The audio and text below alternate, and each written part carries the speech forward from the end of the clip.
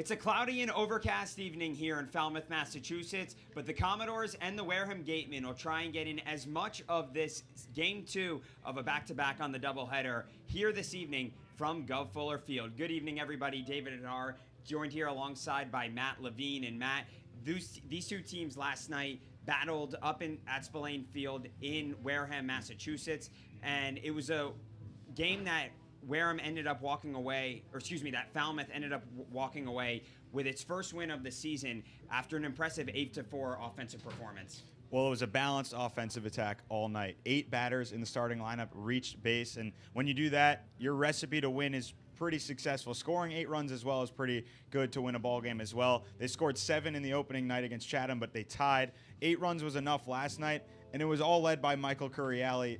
He's leading the league in hitting right now. He's leading the league in average at 714 hits and extra base hits as well. He's been doing it all with the bat, and it's been really impressive so far. And we'll get to more with Curiale in just a moment here in our pregame show. But Falmouth has put up a combined 15 runs over its first 2 games, and like I mentioned, picked up its first win of the season yesterday evening. Now, on the other side, on the defensive side of the ball for Falmouth, things have been a little more shaky here and there throughout the first 2 games. 4 combined errors through the first 2 games. Those have allowed a couple of runs to come across. Games have stayed a little bit closer than they've needed to. How do the Commodores clean those errors up to try and have a more clean defensive performance? Well, I think it comes with time. I mean, they're playing with a completely different team, different teammates.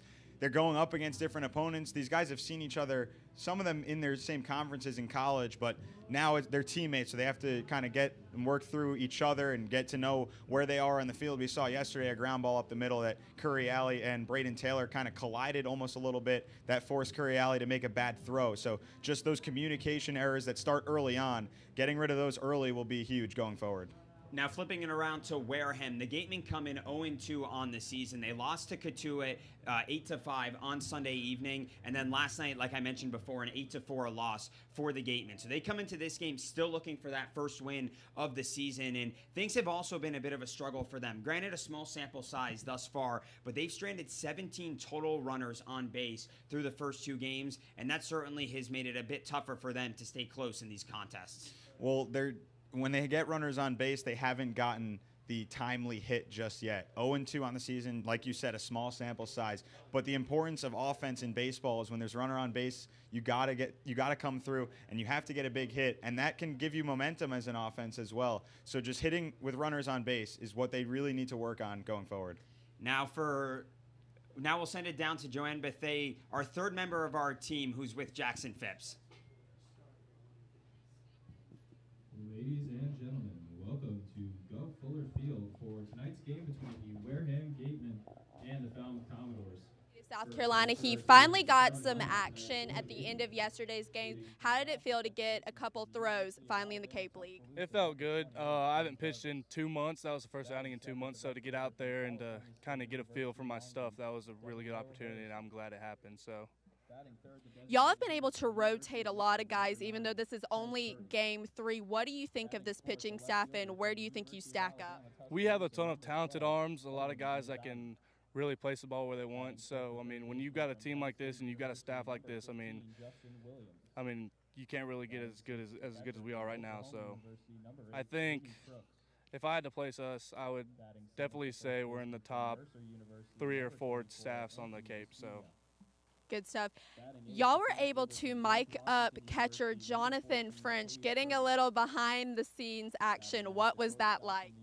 It was a bunch of stupidity from French because he thinks he knows everything. We were talking about what a Commodore was, and him and Jake over here, they wanted to tell me that it was a bird, and I said it was some kind of like soldier or something like that. Or hey, I was more right than you were, so I mean, what?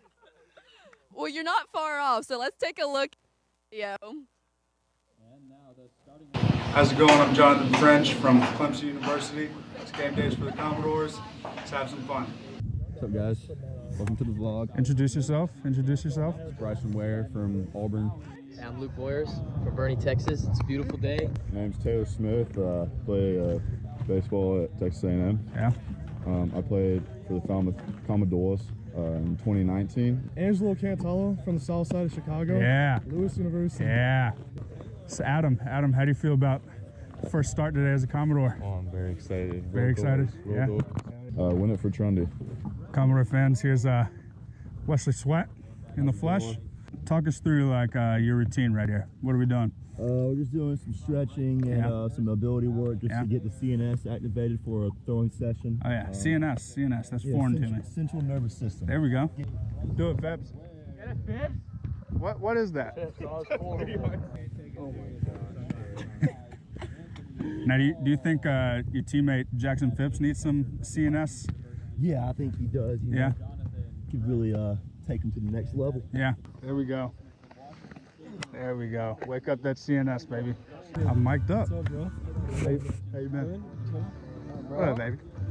What up, dog? How are you? Great, are you? Got the GoPro? That's pretty. That makes sense. That's really pretty. We're going for the 13 and under crowd. Trying to inspire some kids here. So I love some young Commodores. I love Barney. Yeah. Barney's my favorite childhood show. Oh yeah. Barney scared me whenever my mom turned on. I would cry, I swear. You know what scared me? Teletubbies. What is a Commodore? I've always wondered. It's a bird. It's a bird. I thought it was like, you know, the like soldiers back then? Like a Commodore? Like a commander?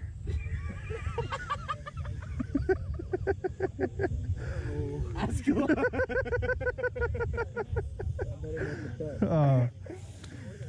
Oh my God. All right, Commodore fans, that's a wrap here at beautiful Gov Fuller. Let's go win a ball game. It's always fun getting to see videos like that, a little behind the scene action, but what's really fun is seeing our guys perform well, and one of those guys is Michael Curiali, who comes here from UCLA. He is our player to watch. Against Wareham, he got on base 4 times, had 3 hits and 2 RBIs, so this guy really knows how to get on base. Matt and David, what are your thoughts on him? Been outstanding through these first couple of games, and also a great video there by Jonathan French. So thankful that he was willing to put on that GoPro and have some fun before our home opener back on Sunday. But let's jump real quick into our player to watch here for Falmouth. Michael Curiali, who, like Joanne just mentioned, has been red hot early. Well, we talked about him earlier. We're going to probably talk about him all night, batting back in the 2 spot. He started on opening night in the 9 hole as the DH, and what did he do? He had an extra base hit, an RBI triple. And then he comes back, moves up all the way to the 2 spot, gets on base 4 times, gets 3 hits, 2 runs batted in, and he scores twice as well.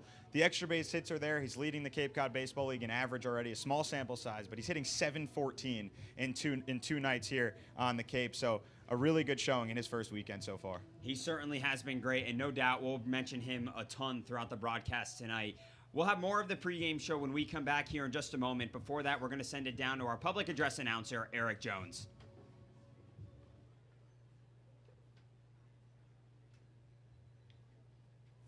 Throwing out the first pitch tonight are 4 Falmouth High School graduates who received this year's George Creighton Falmouth Commodores Scholarship. But before first pitch, we would like to officially present them with their awards. Please join me in congratulating these graduated seniors.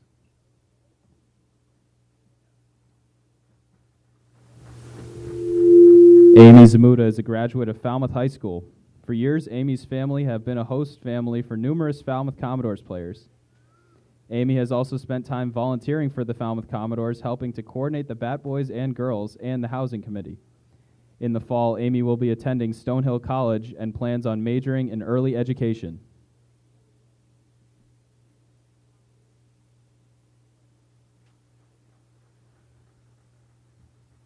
Georgia Lavery Van Paris is a graduate of Falmouth High School. For many years, Georgia has enjoyed attending Falmouth Commodores games.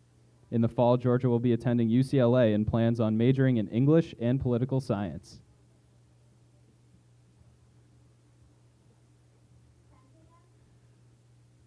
Delia Martino is a graduate of Falmouth High School. For 7 years, Delia's family have been a host family for Falmouth Commodores players. Delia was also a Falmouth Commodores Batgirl and has always enjoyed attending games. In the fall, Delia is planning on attending the University of Hawaii.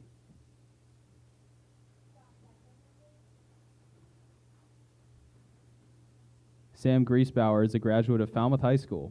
In the fall, Sam will be attending NC State, where he will be majoring in business management and will be a member of the baseball team. For 3 years, Sam's family have been a host family for Falmouth Commodores players.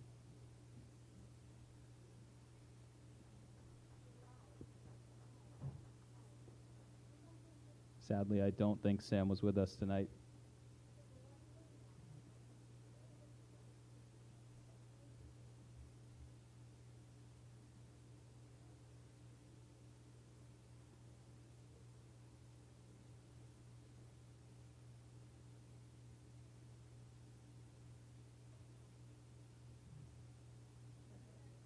All right, guys, let's see some strikes.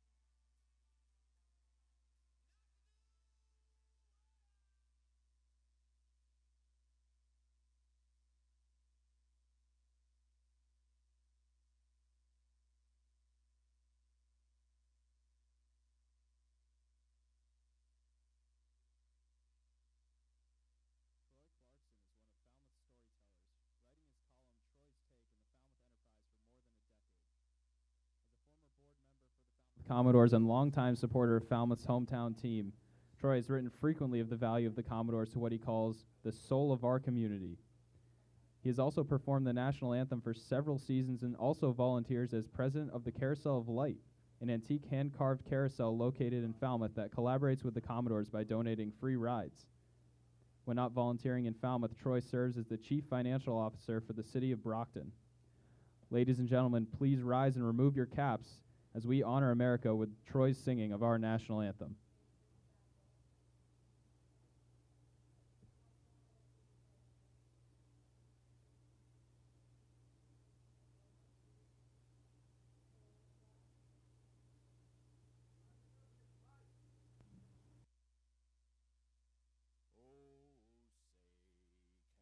You see by the dawn's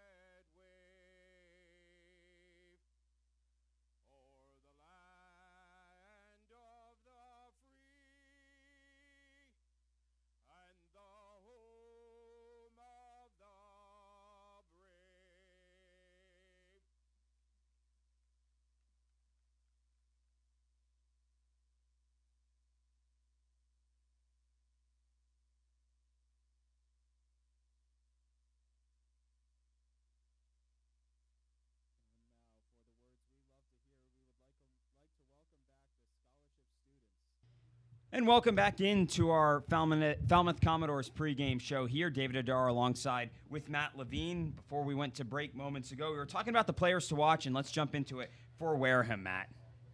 Yeah, Owen Diodati has been good so far. I mean, in game one of the season, hit a home run, a two-run shot for the Gatemen. Last night, though, against the Commodores, struggled a little bit, batted in the 4 spot, and he went 0 for 4 with 3 strikeouts. So he got on base once with a walk, but today he's going to look to do a little bit better than that and continue his bat at the top of the order. He's still in the 4 spot, so Coach Holliday doesn't really see too much different with that, but he'll keep him up at the top of the order regardless of the 3 strikeouts yesterday.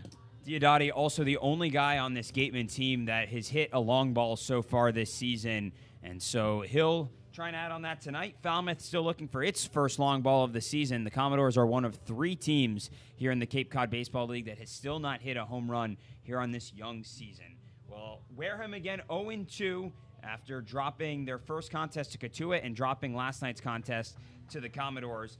And Falmouth 1-0-1 coming back home here for the second time this season here at Gov Fuller Field, and stepping out on the mound for the Commodores, making his first appearance of the season here for Falmouth, is Trey McLaughlin out of Fairfield University, Matt. McLaughlin, listed as a senior, has been around Fairfield for quite a while. Was the MAC All-Tournament team named there in 2019, and 3 starts with an 0-2 record in 2020, had a 4.60 ERA. This year, a little bit worse in terms of the earned run average, but better on the record. The record flipped from 0-2 to 2-0 in 2021, but the ERA raised to 4.94. So he put the Stags in a spot to win when he went out on the mound. Just limiting the runs is probably what he wants to work on here in the summer. Let's take a look now at the Gatemen lineup here this evening. Jim Jarvis will lead things off playing at second base. Devereaux Harrison will hit second. He's out in right field. Ted Burton, the designated hitter this evening, bats third. Owen Diodati, who we just mentioned moments ago, is the cleanup hitter. He plays out in left field. Justin Williams, the Penn State third baseman, bats fifth. Jimmy Crooks, the catcher, will bat sixth. Angelo Despina plays at first, and he bats seventh. Cade Fergus, the center fielder here this evening for the Gatemen bats 8th. And rounding things out in the Gatemen lineup for head coach Don Sneddon is Cody Jeffries, who plays at shortstop out of San Diego University. So again, we mentioned earlier, it's a cloudy evening here. It's been hit or miss throughout the day. We had a light sprinkle earlier in the afternoon, and we weren't even sure if we were going to get this game underway. Baseball will take place here at the Gov. How long these two teams are able to play is to be determined, because there is some rain expected around 6:50, 7 o'clock. So we'll continue to monitor the radar and see where things progress as this game continues. But baseball set to get going here from the Gov as the Commodores are back at home for the second time this season. Batting the second baseman from the University of Alabama, Tuscaloosa, number 28, Jim Jarvis. So Jim Jarvis leads things off here for the Gatemen.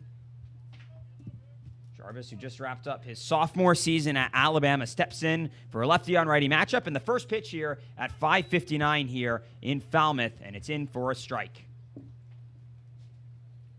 Starting ahead of schedule today, David. I like it. Trying to get as much baseball in before the rain comes around. Second pitch that Jarvis sees, he chops over to the second baseman, Colden, and an easy throw over to first, and quickly one out here in the top half of the inning. Well, that took a wicked hop on Colden at second base. You see the lip between the grass and the infield and then the dirt. It seems so hard. Although it's probably a little bit wet. We had some rain sprinkle in earlier. Might be a little damp, so it just kind of skyrocketed up at Colden, but he's able to field it on the long hop, which is probably the best way to field that in that situation. Devereaux Harrison digs in now and takes strike one from Trey McLaughlin. Harrison last night came in late in the contest, pinch hit for the Gatemen in the 7th inning. It was his lone at-bat of the afternoon, and there's the first ball of the day from Trey McLaughlin. Even the count up here at 1-1. Defensively here for Falmouth this evening, out in left, Alex Sayre. In center is Anthony Hall, and over in right is Michael Curiali. Moving into the infield as the 1-1 pitch is fouled down the line. Moving into the infield at third is Braden Taylor, the TCU product. Mauro Yahuna makes his second start at shortstop. Over at second, Cody Colden, who we just mentioned moments ago. At first, Brennan Malone. And the pitcher-catcher battery here this evening, Trey McLaughlin on the mound and Jonathan French behind the dish. Harrison behind in the count here. 1 ball, 2 strikes. And he swings through that pitch, and Trey McLaughlin has his first K as a Commodore, and there's 2 gone. McLaughlin dropped in that nasty breaking ball that he kind of just showed out of nowhere that he has. He hasn't utilized that much so far early in the game, but that was his first time using it, and a good strikeout pitch for McLaughlin on the mound, and it works perfectly. McLaughlin has thrown 7 pitches so far, 6 of which have been strikes. He's in the zone early here for the Commodores as he gets Ted Burton to swing through strike 1, and that's now 7 strikes in 8 pitches. Burton from Michigan was named an All-Big Ten honoree this past season on the first team, playing second base with the Wolverines. Michigan, one of 3 Big Ten teams to make the NCAA tournament alongside Nebraska as well as Maryland. And he's able to lay off that pitch down in the dirt as the count goes up on him to 2-1.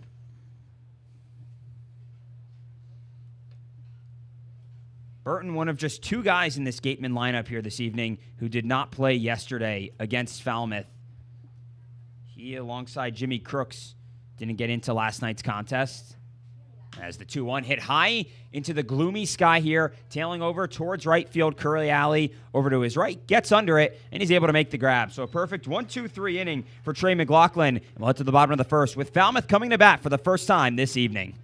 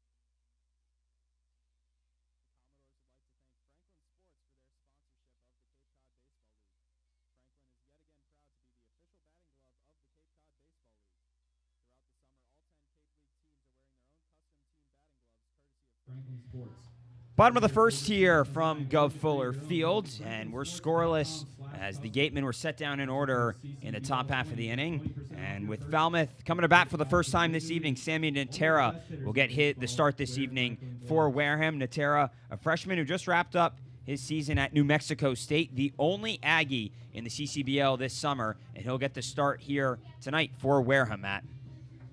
Well, he's a native of Mexico, so staying, I guess, close by, going to New Mexico State, and then 14 appearances on the year, 2-3 record, a 6.47 earned run average, and the walk number is pretty close to the strikeouts, 68 strikeouts and 41 walks on the mound. So we'll see how Natera tries to develop his stock here on the Cape this summer.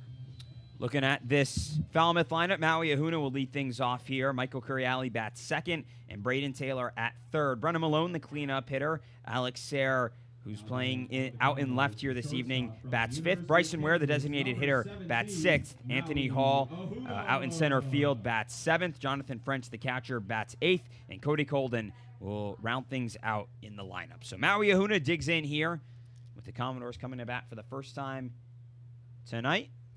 And first pitch from Natera catches the outside corner for strike one. Ahuna did not play yesterday at Spillane Field.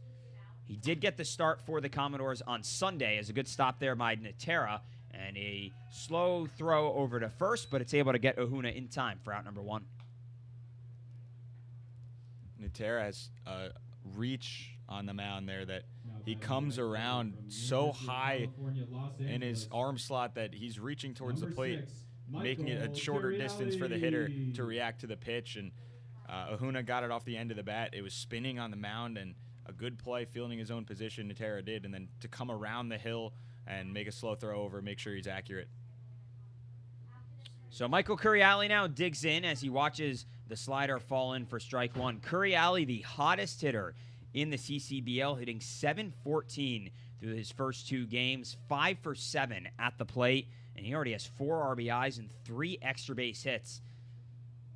And this one he hits down the left field line foul, and so he's quickly behind 0-2 in the count. Not only has Curiali shown off his power at the plate, he's also flashed some speed on the base paths. Well, he got picked off yesterday, but the aggressiveness has been there to try and move up whenever he can. And that's helped him get those 3 extra base hits as he watches ball one well outside.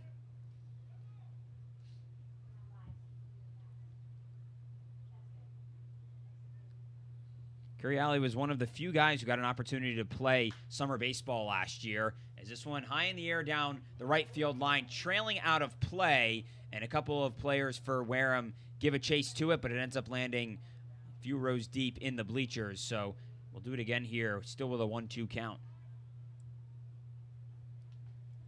Curiali last summer played with Mankato in the Northwoods League.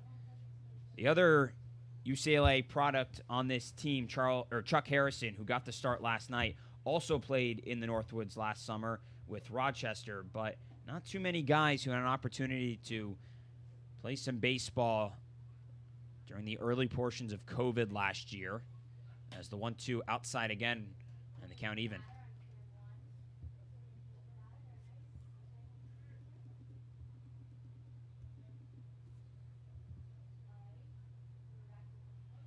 Two found out a play on a liner, and we will do it all again. Well, we talked with Curiali earlier this week, Matt, and he definitely said that getting an opportunity to play last summer certainly helped him, and he also stays fresh because using a wood bat last year, he's a little more used to it than some of these other guys.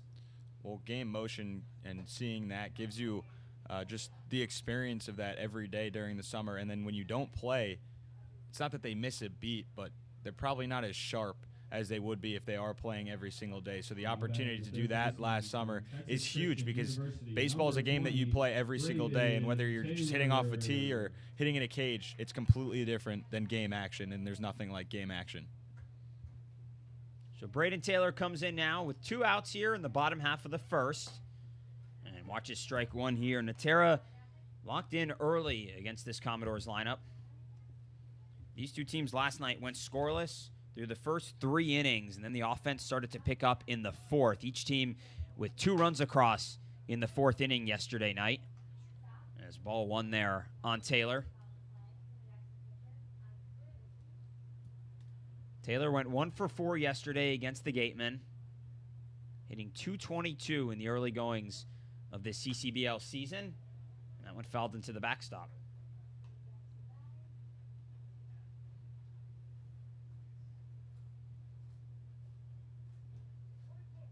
Lights on here at Gov Fuller Field.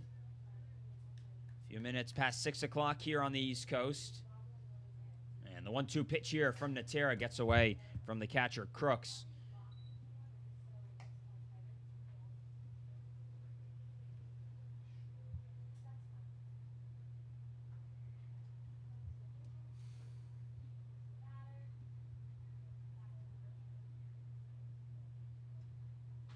Two here now from Natera. And a check swing from Taylor. Did he go? The appeal down, and the third base umpire, Sparky Burns, says he did not. So the count goes full here now on Taylor. Behind the dish, John Patala, the umpire this evening, and Joe Hilton over at first. Your 3-man officiating crew here tonight. 3 balls, 2 strikes. The payoff pitch here now from Natera outside, and Falmouth has its first runner of the ball game as Braden Taylor works a nice walk. First baseman from the University of South Carolina, Columbia, number 7, Brennan Malone. Brennan Malone will dig in now. He was our player to watch back on Sunday for the opening game of the CCBL season. Everyone on the Commodores has talked about he has a lot of power in that bat.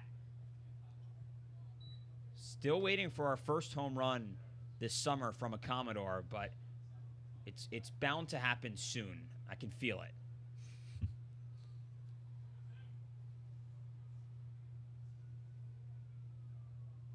Tara looks over towards first at Taylor. Now comes home with the slider, and it's upstairs for ball 2. Taylor at first had 15 stolen bases this past season with TCU, the Big 12 Freshman of the Year, and that stat line certainly going to help you earn that honor, showing off the speed.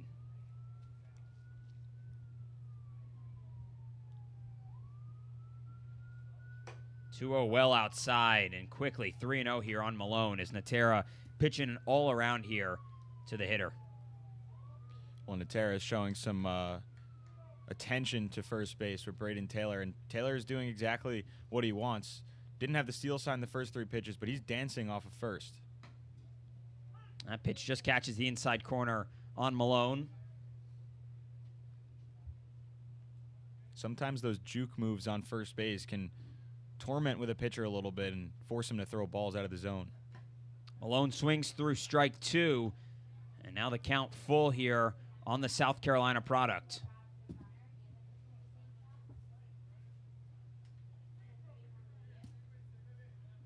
Another 3-2 count here for Natera. Comes set.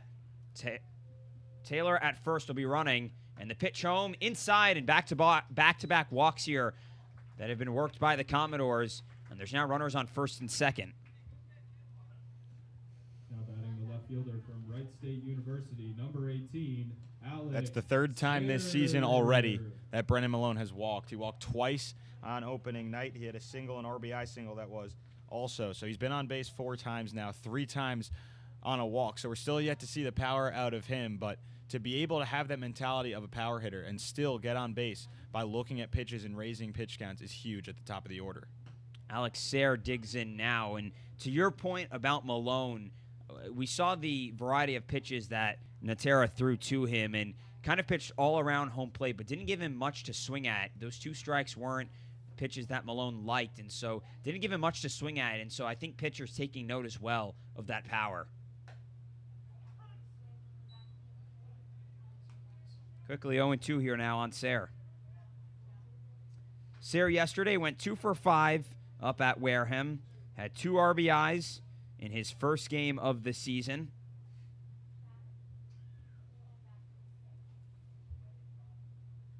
Braden Taylor leads off of second. Brendan Malone off of first. And this pitch back into the backstop and still 0-2.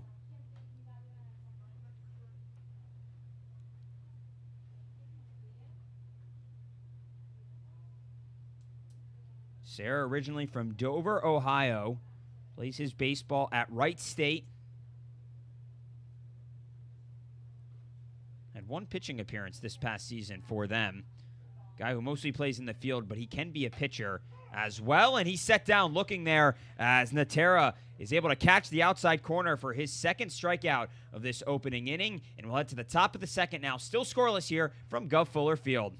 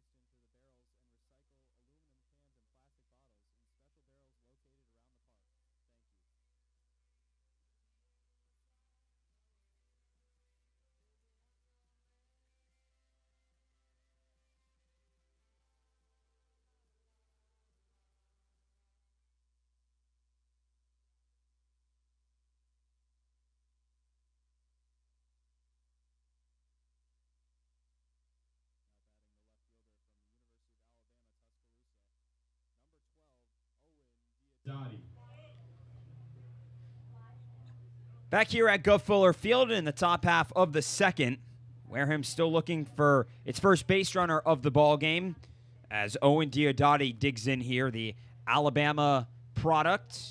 Watches strike one come in on him. Trey McLaughlin making his first appearance of the season for the Commodores out on the mound. Had a ground out, a fly out, and a strikeout back in the first. And a big swing there from Diodati. And 0-2 now the count on him. Diodati went 0 for 4 yesterday with 3 strikeouts in the loss to the Commodores. He's hitting .250 so far on the season, and fans here are starting to make their way towards the exits as the rain starts to come down. This pitch blooped into left center field, and it's going to drop for a base hit. And so that's the first hit of the ball game. But fans starting to make their way towards the exits. The rain quickly coming down, and it's hitting earlier than we initially expected. We thought it may hold off until about 7, but rain coming in here at 6:17.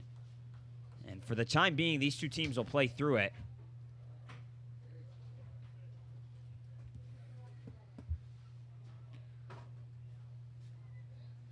Justin Williams comes up now.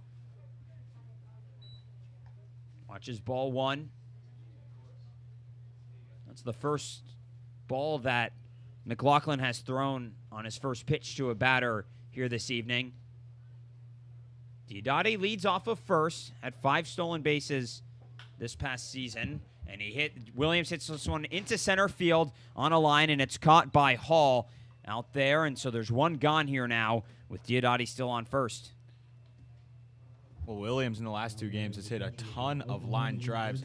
Had one yesterday that got down the left field line for a 2-run double. So putting a good piece of hitting together again in his first plate appearance tonight. Just drills it out into center field. Unfortunately for him, right at Anthony Hall, who played it perfectly through the raindrops. Jimmy Crooks digs in now and watches ball 1 come in on him. Crooks making his second appearance of the season here for the Gatemen. Did not play yesterday against Falmouth.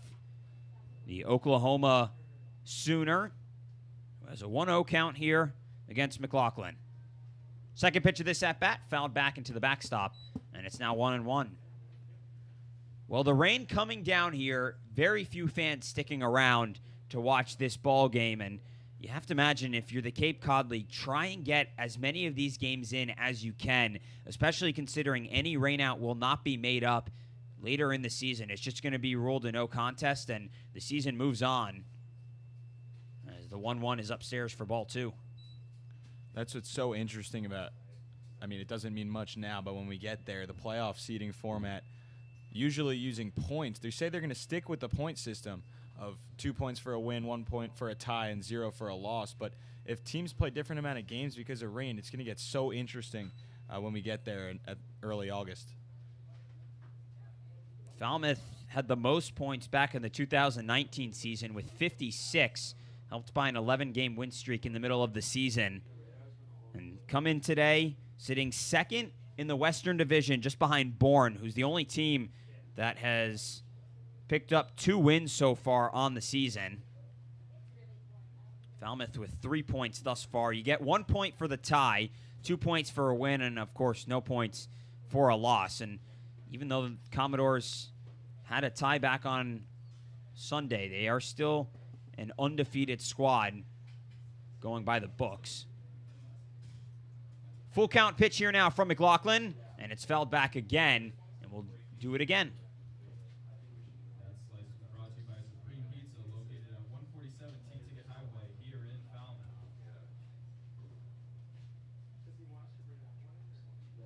Well, with the rain picking up here, Matt, have to imagine McLaughlin little tougher out on the mound trying to get his control of his pitches.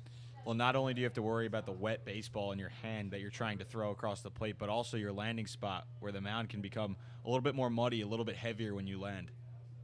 Oh, and speaking of this, the wetness out there, Jimmy Crooks lets go of his bat as he swings through that pitch.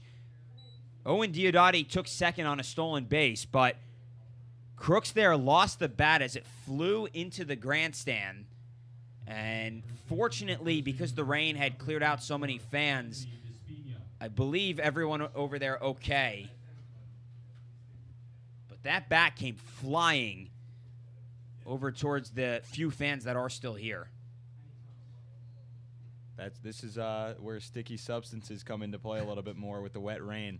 Especially as a hitter, you want a little bit more pine tar on that bat to keep it controlled. And that was one of the first couple swings that Crooks just had, and after the rain started coming down.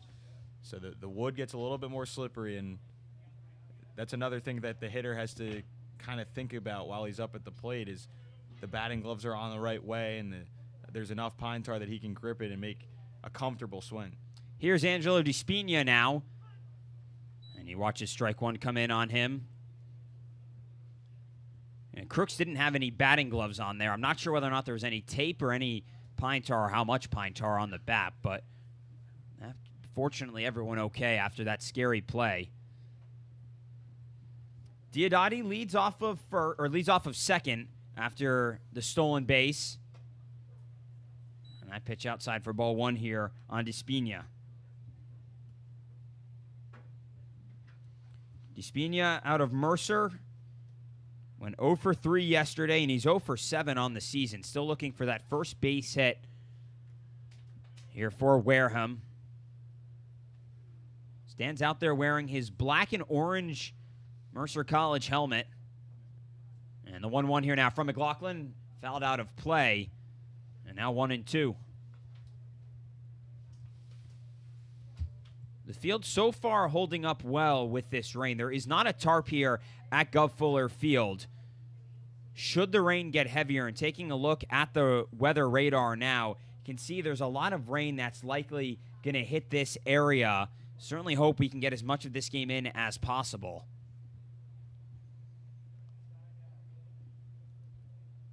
The 1-2 now from McLaughlin. Gets away from French, and heading down towards third is Diodati. He's in there standing up. And that's our first runner that gets to third today. And now Diodati just 90 feet away from scoring. The wet ball likely having a bit of a challenge there on French, Matt. Well, it's tougher to read off of the dirt when a pitch comes in and the dirt is saturated in the rainwater, and it's not the natural bounce that you usually get. It probably doesn't go as far or hard, but it's something that French has to readjust to behind the dish with this rain. So Diodati leads off of third. 2 balls, 2 strikes, 2 outs here to Despina. And he hits this one down the left field line. Getting over there is Sayre, and he dives in foul territory, and he can't make the grab as he went into the dirt area in foul territory.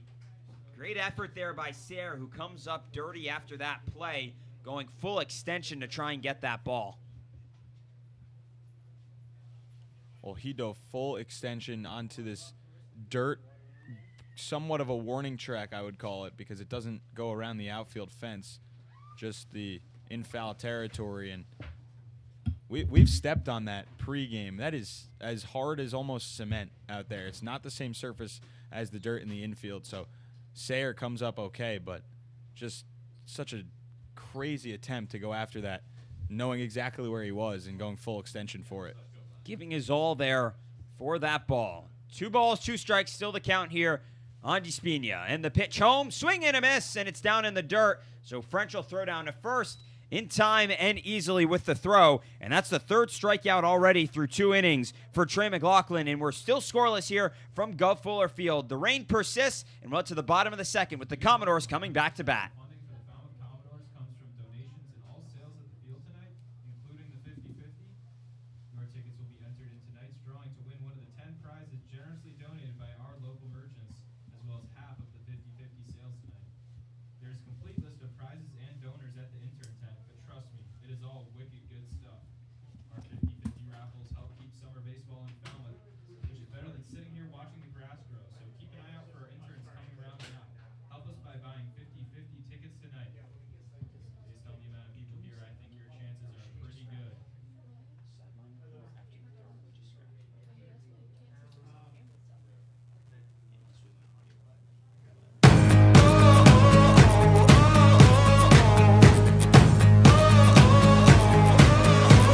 This day is gonna be the greatest memory, making history. Let's go. You don't need no luck with that golden touch. Time to light it up. Let's go. Get ready for it. Get ready for it. Get ready for it. Yeah, this is it. Go!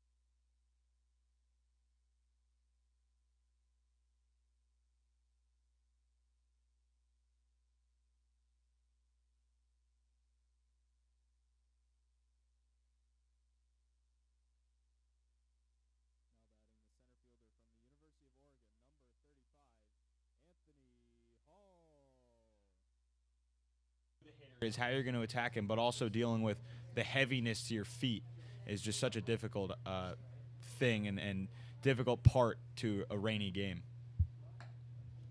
Ball one comes in on Anthony Hall. Bryson Ware there with already the third walk of the game here for the Commodores. 2 guys walked back in the first. And the furthest they got was Braden Taylor at second. Ware, who leads off of first, had 4 stolen bases in his sophomore season with Auburn. And now Natera comes home with the 1-0, and it catches the outside corner for strike 1 here on Hall. Hall 0 for 3 so far on the young season for the Commodores. Had 2 strikeouts on Sunday, and he pops this one back and out of play, and another bat soars into the crowd, and that's already our second bat that has left the field of play and has gone towards the fans out there. And again, everyone okay after that play. General manager intern Mike Murray with a good fetch of that bat. So just so many things going on over there on the right side behind the first base dugout. And now Anthony Hall is going to get some more pine tar on it. So just getting a better grip is difficult when it's raining outside, but it's another thing to think about as a hitter. I think that may be the first time I've ever seen at least 2 bats go towards the stands in just one ball game, and we're only in the bottom of the second here, and it's already happened twice. So Hall behind in the count, 1-2, and throw over to first. Ware back in, standing up.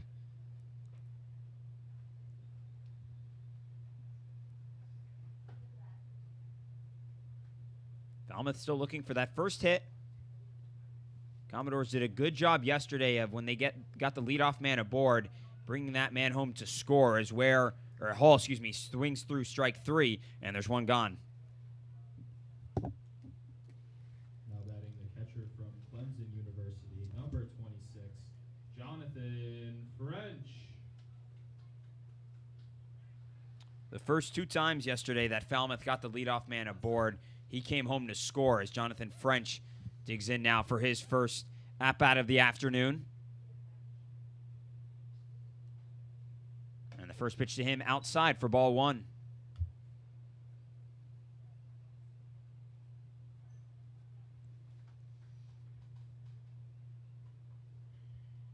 French from Clemson made the start behind the dish back on Sunday.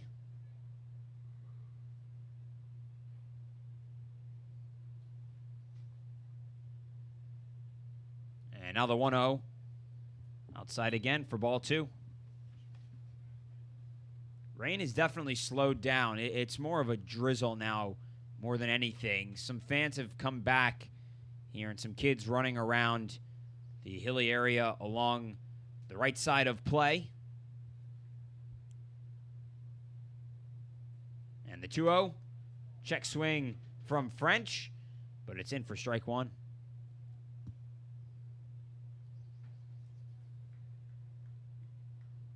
Falmouth took down Wareham last night up at Wareham. An 8-4 victory for the Commodores, their first win of the season. And this is the second home game of the year here for Falmouth. In this early part of the season, Commodores have 3 home games in their first 4 contests. Bourne will be here tomorrow night before an off day on Thursday. As the 3-1 now from Natera.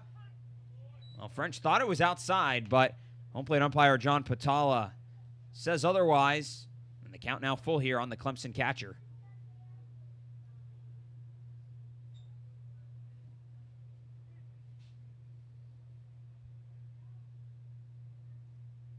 Bryson Ware still leads off of first as Natera comes set. Now a quick throw over to first as Ware slides back in safely. Seen that snap throw now twice from Natera on the mound. Just the back foot off the rubber as a lefty and then that toss over. But Ware's been really good at reading it so far. Payoff pitch comes home now. Swing and a miss, and Jonathan French set down. Back-to-back Ks by Sammy Natera, who now has 4 strikeouts through the first 5 outs of his outing. Make sure to watch out for flying objects, both bats and baseballs. Thank you. Now batting the second baseman from Washington State University, number 3, Cody Colden. Here's Cody Colden for the Commodores. His first appearance here at home at Gov Fuller Field this season for Falmouth. And time going to be called again here by Sammy Natera to get some of the heavy clay out of his spikes. We've kind of seen him clean those spikes before each of the batters that he's faced here in the second inning. As that pitcher's mound gets heavier and heavier and more saturated with water as Colden digs in now. Bryson Ware off and running, and as Jimmy Crooks came up for the throw, the ball got out of his glove. And so in safely with his first stolen base of the season is Bryson Ware at second.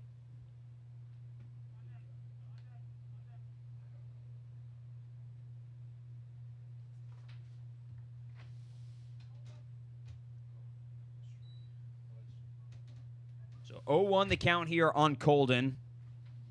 He's the only guy to not reach base yesterday against Wareham. Went 0 for 5 in the win over the Gatemen. And the 0-1 outside for ball 1. Colden was up at the leadoff spot yesterday after going 0 for 5, drops all the way down to the 9 spot, but a similar mentality of getting on base and flipping it back over towards the top of the order. So sort of a second leadoff guy Colden is tonight instead of being the leadoff man yesterday. 1 ball, 1 strike, and he fans on that one to make it 1-2. That pitch looked to be outside. Colden liked what he saw, but the Wazoo product fans at it, and now behind in the count.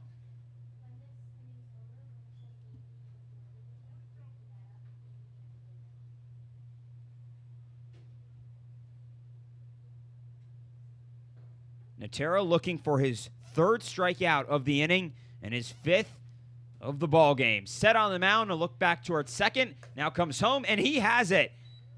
3 strikeouts in the inning for Sammy Natera and 5 in the ball game. The New Mexico State product is dealing out on the mound. We'll head to the top of the 3rd. Still scoreless here from Gov Fuller Field, but before that, a video here with a couple of Commodores.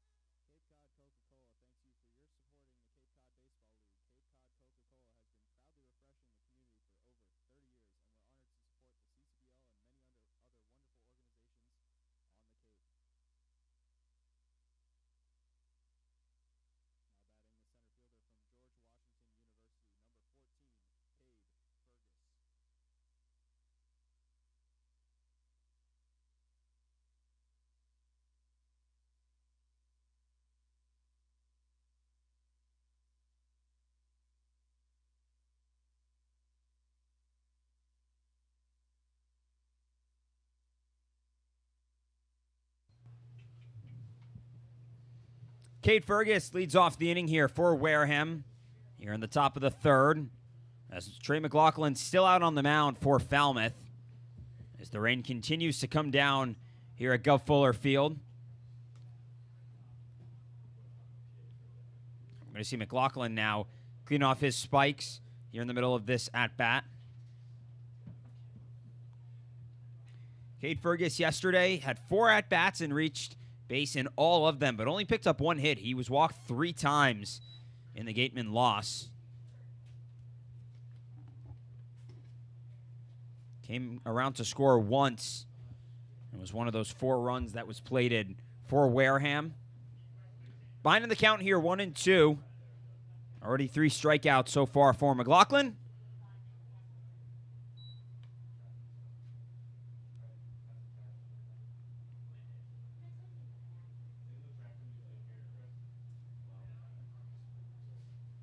Two down in the dirt, and a good stop there by Jonathan French as the count runs full here on Fergus. Fergus made 44 starts this past season for George Washington, hit .299 for them in 147 at-bats. And watches this one go outside, and for the second time this ball game, Wareham has the leadoff man aboard as Fergus will head down towards first. Stop from the University of San Diego, number 10, Cody Jeffries. Fergus has reached base now 5 times in the last 2 games between these 2 sides. 4 of them on a walk, and after he fell behind in the count 1-2, he works his way all the way back out of it. And at the bottom of the order, that's crucial offensively to keep it going, especially leading off the inning. Here's the 9-hitter now, Cody Jeffries out of San Diego, as Fergus leads off of first. And Jeffries watches strike 1 come in. Fergus down at first had 8 stolen bases this past season for George Washington. So another one of those guys to keep an eye on the base paths. Jeffries here has been one of Wareham's stronger hitters in the early goings of this season. He's hitting .429 so far, and granted a small sample size, but he's 3 for 7 at the plate and was 2 for 3 yesterday against Falmouth.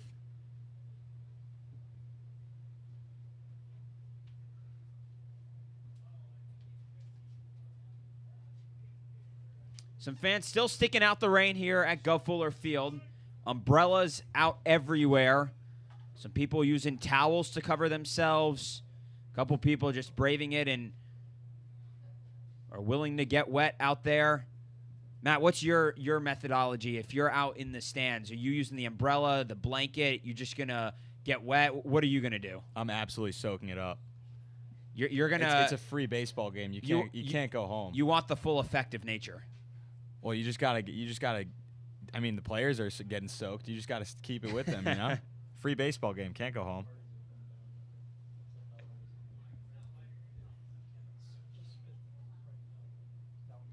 One the count here on Jeffries, and shows bunt, and it ends up popping foul and out of play, and now behind in the count 1-2.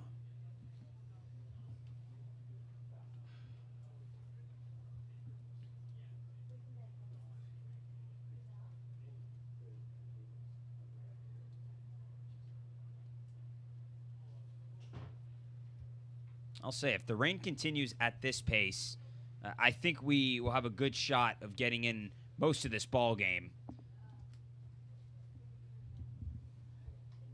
If it gets any heavier, it could be another story. But for the time being, all good here to play baseball.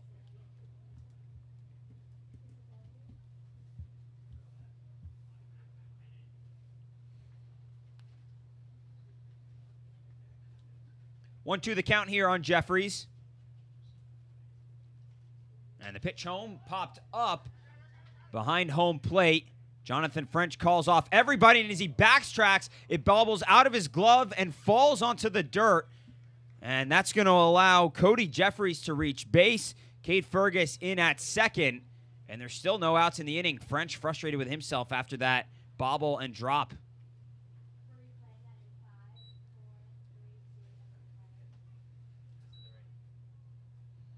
So you see there, French was backtracking as he went for that ball. The rain droplets falling in his eyes, and that may have taken him away from it and allowed that ball to fall. But regardless, that's going to be ruled as an E2 there. And so that's how Jeffries will reach first as we head back to the top of the lineup here for Jim Jarvis.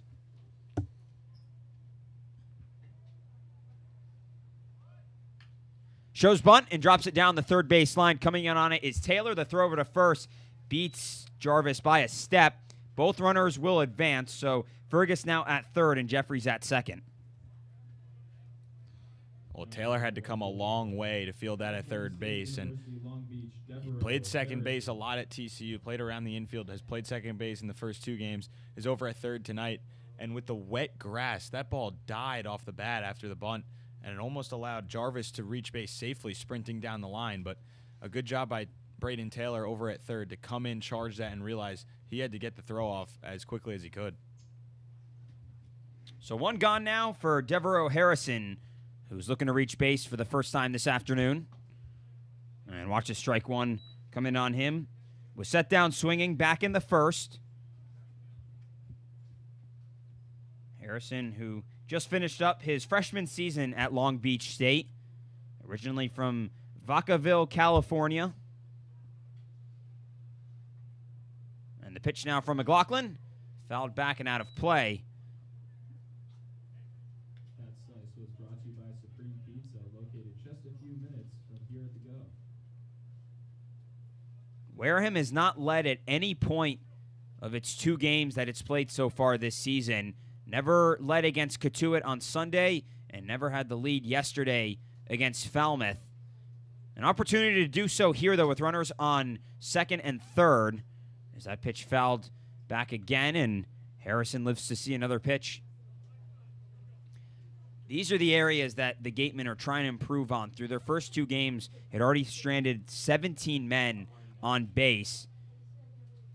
They've only stranded 1 so far tonight, but a big opportunity here with only 1 out in the inning. McLaughlin's pitch catches the outside corner, and he gets Harrison looking. A huge second out there for the Commodores, and Trey McLaughlin throws a picture-perfect pitch for that second out. That's a nasty breaking ball that just comes in across the right-handed hitter onto the outside corner, painting the corner. And with 2 strikes there to throw that with 2 runners in scoring position, that shows he has confidence in that breaking ball, and he uses it to perfection to get his second out. And now, I mean, that's huge with the ball not being put in play with runners in scoring position to get an extra out to now have 2 down here in the inning. So here's Ted Burton now for the Gatemen with 2 outs in the inning. Popped out to right field back in the first. He's ahead in the count here, 1-0.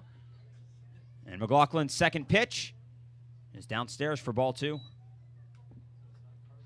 Burton, a dangerous hitter this past season with Michigan, hit .342 for the Wolverines. Hit 7 home runs and had a total of 21 extra base hits, along with 28 RBIs for the Big Ten side.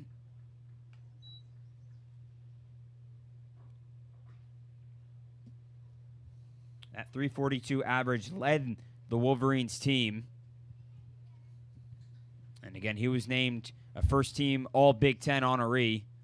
As the 2-1 now from McLaughlin. Swing and a miss, and now 2-2 here on Burton.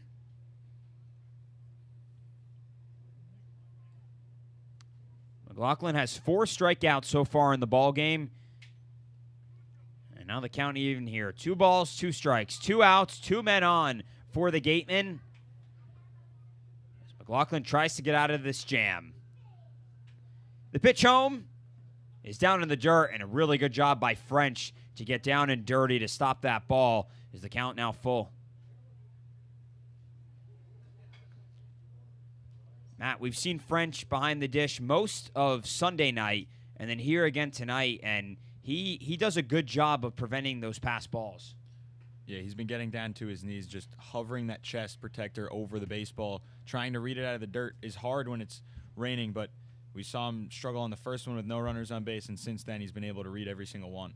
The payoff pitch down in the dirt, and McLaughlin frustrated with himself as Burton will take first on a free pass. And so now the base is loaded here for the dangerous cleat-up hitter, Owen Diodati. University of Alabama, Tuscaloosa, number 12.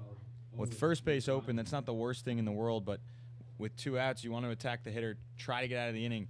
To his advantage now, though, there is a force at any of the bases, so Any play in the infield will get out of it, and that strikeout 2 batters ago is huge on Harrison because now there's 2 outs. Could have been a big or a much different situation without that strikeout had the ball been put in play with runners in scoring position. Diodati watches strike 1 come in on him. Diodati has the only home run so far this season for Wareham. He hit it back on Sunday at Lowell Field at Katuitt. As the rain picks up again here in Falmouth. 0-1, hit into center field. Going back is Hall, still tracking back and at the edge of the fence, able to make the grab, and the Commodores get out of the inning. Trey McLaughlin with a big smile on his face as he comes off the field, and we are still scoreless here from Gov Fuller Field. Bottom of the 3rd coming up with the Commodores coming back to bat. Ladies and gentlemen, thanks for coming out to the ballpark tonight. The Wareham Gatemen and the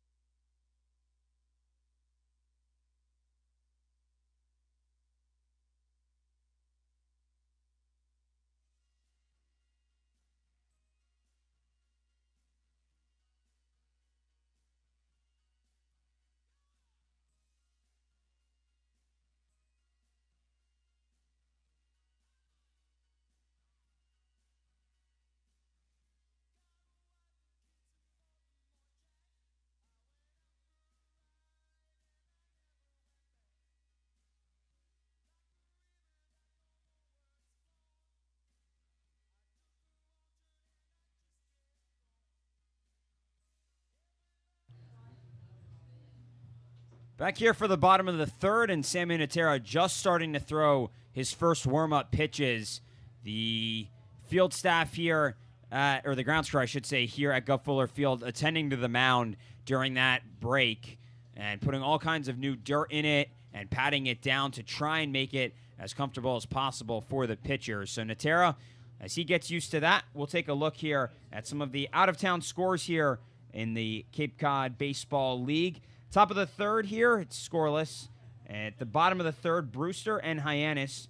Brewster leading 1-0 down at Hyannis. In the bottom of the second, Orleans and Harwich are scoreless. Top of the eighth, YD is leading Chatham 3-1 as YD looks to stay on top of the East Division. And Bourne and Katuitt, which is supposed to get going at 5, doesn't have any sort of start time. And I'm guessing that the game ended up getting called, or they're waiting out the rain, although the rain's going to keep falling for a while. So that game may be called. But regardless, 4 other games going on here right now in the Cape. And one of them right here, all these teams trying to get a game in before the rain stops play, get as many of these contests in as they can. And Maui Ahuna will lead things off here in the bottom half of the third, looking for the Commodores' first base hit of the afternoon. Ahuna was named an all Big 12 honorable mention this past season with the Kansas Jayhawks. And the 1-0 popped out of play and foul.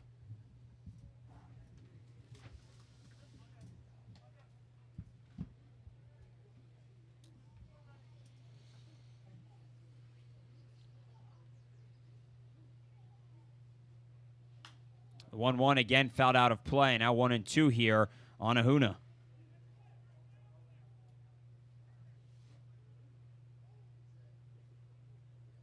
Matt, we saw the grounds crew doing some work out on the field there with the pitcher's mound before this inning started, and obviously it helps for a few pitches, but I have to imagine, after just a few pitches and with how the rain is falling, it probably gets back to being somewhat how it was before. And there's the first base hit of the ball game for the Commodores. Maui Ahuna goes up the middle with the leadoff single, and that's the second time today that the Commodores had the leadoff man aboard.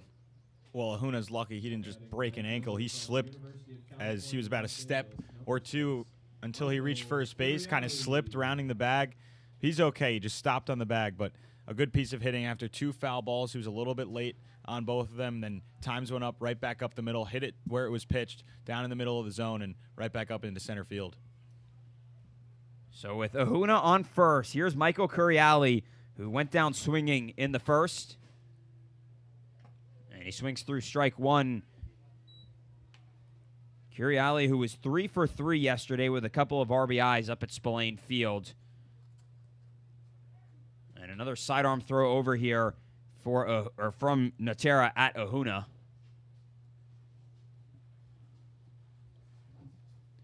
We saw lefties yesterday pick off 3 different guys, or at least fool them on the base paths at Spillane Field as that pitch fouled out of play. 3 different guys were fooled from the left-hander's motion.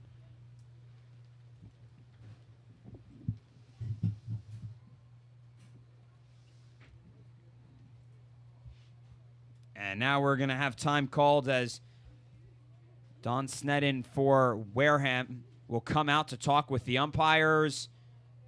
And they're going to have the players come off the field, and they're going to suspend play here now in the bottom half of the third. And so we're going to go into our first rain delay of the season.